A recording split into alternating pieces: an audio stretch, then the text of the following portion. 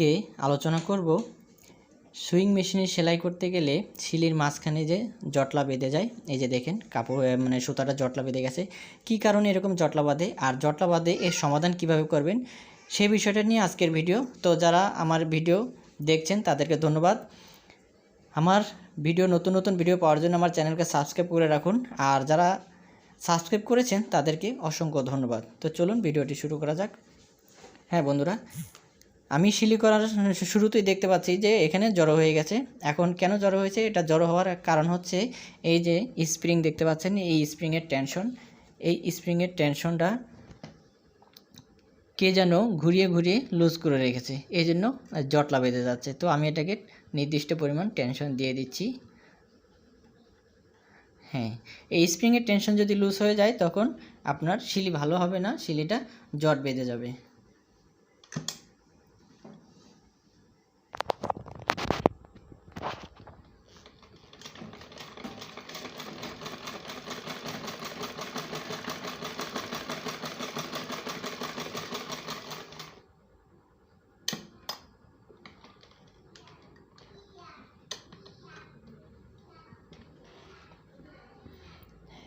হ্যাঁ বন্ধুরা, এখন দেখতে পাচ্ছেন যে সিলিটা খুব সুন্দর হয়েছে। আমরা ব্যাকপার্টটা দেখি।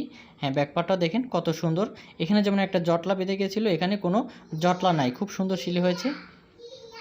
সামনে এবং পিছনে সিলিটা খুব সুন্দর হয়েছে। তো যখন এরকম জটলা বেঁধে যাবে তখন আপনারা স্প্রিংয়ের টেনশনটা লক্ষ্য করবেন যে স্প্রিংয়ের টেনশন লুজ হয়ে গেছে কিনা। ঠিক আছে, আর সুতাটাকে সুন্দর মতো পরাবেন, যে নিয়মে পরানো দরকার সেই নিয়মে সুতাটাকে পরাবেন। এখানে যেন নিডেলের মাথায় কোনো প্যাচ লেগে না যায়, সব কিছু খেয়াল করবেন, তাহলে আপনার সিলি সুন্দর হবে। বন্ধুরা, আরেকটা বিষয় খেয়াল করবেন, এই যে এটা হচ্ছে নিডেলের সুতা। এই যে আমার হাতে যেটা দেখতে পাচ্ছেন এটা হচ্ছে নিডেলের সুতা, আর নিচ থেকে যেই সুতাটা আমার হাতে দেখতে পাচ্ছেন এটা হচ্ছে ববিনের সুতা। তো এই নিডেলের সুতা আর এই ববিনের সুতা, এই দুটা সুতা একসাথে করে ধরে এভাবে টান দিবেন।